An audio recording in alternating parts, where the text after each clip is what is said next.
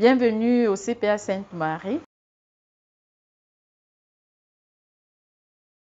Nous avons eu cette opportunité de participer à un projet dont le coordonnateur du projet, c'est M. Ngouan Christian, qui est venu nous solliciter comme CPA.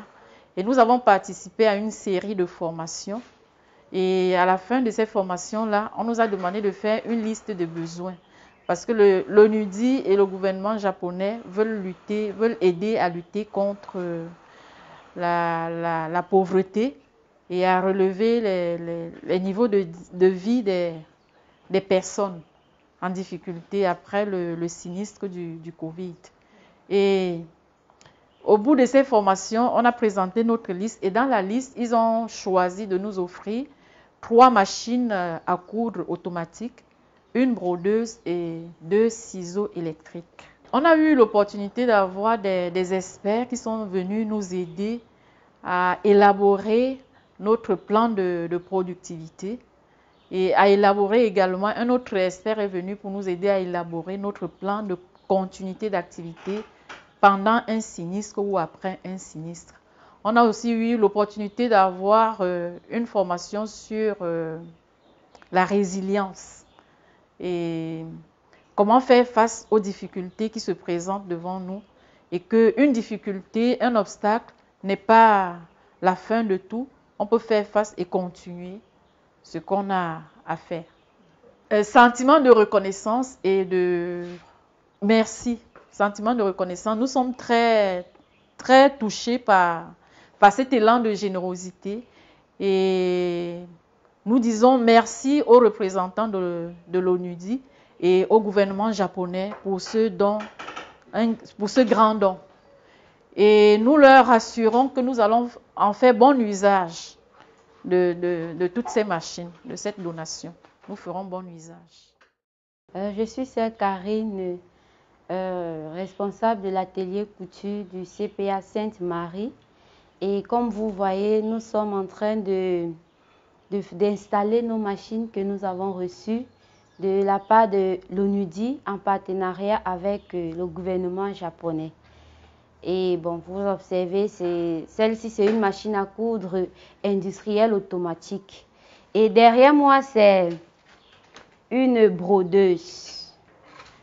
Et vraiment, nous avons la joie au cœur et nous sommes vraiment reconnaissantes de cette formation déjà que l'ONUDI nous a offerte. Formation, pas seulement sur le plan de recevoir les dons physiques, mais aussi en tant que formation humaine. Parce qu'avant d'avoir ces dons, nous avons d'abord eu des formations sur la résilience, comment créer les plans de continuité après un sinistre ou bien une catastrophe naturelle. Et bon, pour chuter, je dis merci au gouvernement japonais, merci à l'ONUDI et merci aussi au gouvernement gabonais parce que s'ils n'acceptaient pas, ces dons n'allaient pas arriver ici. Et nous tenons à dire à l'ONUDI et au gouvernement japonais que ces dons, nous allons faire bon usage. Et cet usage va d'abord servir pour l'État gabonais. Et peut-être nous allons aussi regarder dans la sous-région. Merci. Alors, je suis Christian Ngouan Ondo, coordinateur national du projet à l'ONUDI. L'ONUDI, c'est l'organisme des Nations Unies pour le développement industriel. Alors, ce qui nous amène à faire un don, entre autres à CPA, qui est le Centre professionnel d'apprentissage, c'est que vous êtes, le CPA, en parlant du CPA, est bénéficiaire d'un projet. Le projet vise à promouvoir la santé publique et la résilience sociale contre le Covid-19 en renforçant la chaîne d'approvisionnement nationale des équipements de protection individuelle, donc les EPI. Alors ce projet est financé dans le cadre de la coopération qui existe entre le gouvernement japonais et son homologue, le gouvernement gabonais. Alors c'est un fonds japonais, comme je disais, et qu'on qualifie souvent de GSB, c'est-à-dire l'excédent budgétaire qui est constaté au niveau du Japon, du gouvernement, on le redistribue à travers des projets porteurs et qui collent à la réalité de l'actualité. C'est ainsi que le Japon, en accord avec le gouvernement gabonais, ont décidé que le projet pouvait être déroulé au Gabon. Financé, je disais tantôt, par le gouvernement japonais et mis en œuvre par l'ONUDI. Pour cela, il faut remercier les autorités gabonaises pour la coopération tripartite qui existe, c'est-à-dire le Japon, le Gabon et le système des Nations Unies, précisément l'ONUDI. Alors c'est un projet ici qui a consisté en plusieurs phases. La première phase était d'abord d'identifier les bénéficiaires. Ce fut le cas, CPA a été retenu, et ensuite de les renforcer à deux niveaux.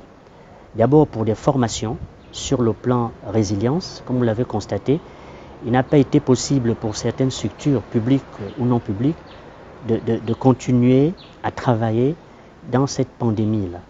Donc nous avons observé l'absence totale de résilience, d'où les formations qui se sont déroulées à l'endroit entre autres de CPA et d'autres bénéficiaires par rapport à la résilience. Il était aussi question d'améliorer leur productivité, c'est-à-dire produire, savoir produire de façon, on va dire, sans se tromper, donc par rapport à des normes et des process. Cette formation a été faite. Et la dernière, on va dire, le dernier point qui était au bénéfice des cibles telles que CPA, c'était le renforcement pour les équipements. Des équipements qui permettront, j'en suis sûr, à CPA de produire encore plus et mieux, car ce sont des équipements qui ont fait l'objet d'un don. Comme tout don, il est gratuit et nous espérons que CPA pourra contribuer encore plus à la lutte contre de telles pandémies, telles que Covid et d'autres maladies apparentées. Voilà succinctement en quoi consistait ce projet. Alors nous avons retenu le CPA, je ne dirais pas tout simplement, après avoir échangé d'abord longuement avec les responsables, notamment la sœur en charge de l'atelier de couture. Et nous avons aussi également observé que dans la chaîne des acteurs nationaux de production d'équipements de protection individuelle, notamment des masques en tissu, la capacité de production de CPA était déjà éprouvée. Donc ça a été pour nous plus facile de les retenir par rapport aux critères de sélection que nous avions définis au départ. Donc ce n'était pas fortuite. Alors CPA a obtenu des ciseaux électriques, c'est-à-dire il ne suffira plus de trop voir l'effort de la personne en tant que telle. Les ciseaux électriques permettent d'être programmés et ensuite faire la découpe selon ce qui aurait été prédéfini. Et ensuite, il y a eu des machines informatisées, c'est-à-dire qui seront programmées. Il ne s'agira plus d'avoir nécessairement une personne physique qui fait tout de façon manuelle. La présence humaine sera toujours de fait, mais pour surveiller si la cadence est respectée, la broderie est respectée, parce que c'est également une brodeuse. Voilà. Donc c'est cela, ça va augmenter la capacité de production et va forcément faire en sorte que CPA soit plus résilient en termes de centre. Alors au moment où nous parlons, il y a un expert qu'on a fait venir qui est en train non seulement de faire le montage des équipements, mais d'également faire la formation, d'expliquer comment ça sera utilisé. Nous avons prévu effectivement, sinon nous aurons fait un don qui ne va servir à rien du tout.